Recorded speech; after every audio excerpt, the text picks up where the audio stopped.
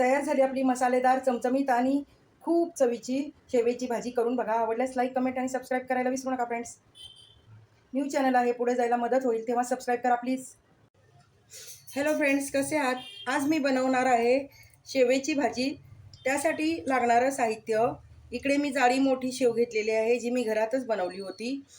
1 वाटी शेव घेतली आहे, 1 मोठा कांदा कट केला आहे, अर्धा टोमॅटो कट केला आहे, 10-15 पाकळ्या लसूण, कापलेली कोथिंबीर, इकडे 10-12 काजू आहेत, तिखट आणि अख्खा मसाला, आणि इकडे साधे गरम मसाले, धणा जिरा पावडर, गरम मसाला, हिंग आणि हळद, आणि हे आहे कांदा खोबऱ्याचं वाटण. तर आता आपण शेवभाजी बनवायला सुरुवात करूया. इकडे मी कढई गरम करून घेतलेली आहे, त्याच्यामध्ये मी 1.5 चमचा ऑइल घातलेलं आहे. तेल गरम झालेलं आहे. आता घालते मी अर्धा चमचा मोहरी. मोहरी छान तडतडली की जिरं घालायचं, अर्धा चमचा जिरं,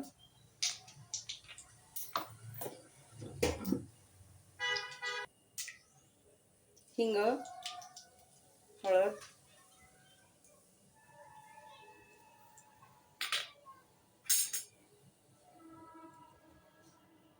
हे खडे मसाले मी घेतले होते ना, ते मसाले.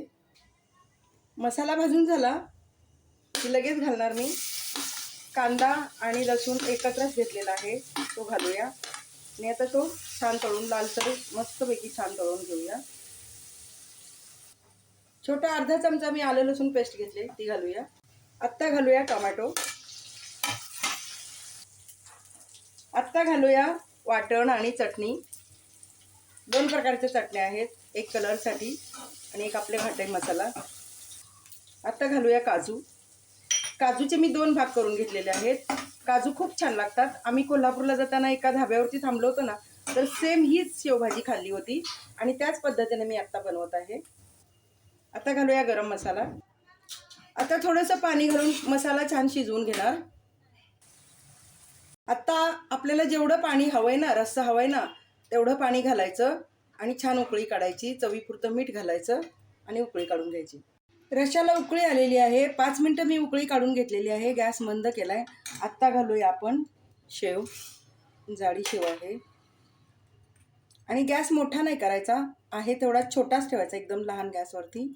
एक बारीक उकळी काढूया आणि गॅस बंद करूया. तयार झाली आपली शेवेची भाजी.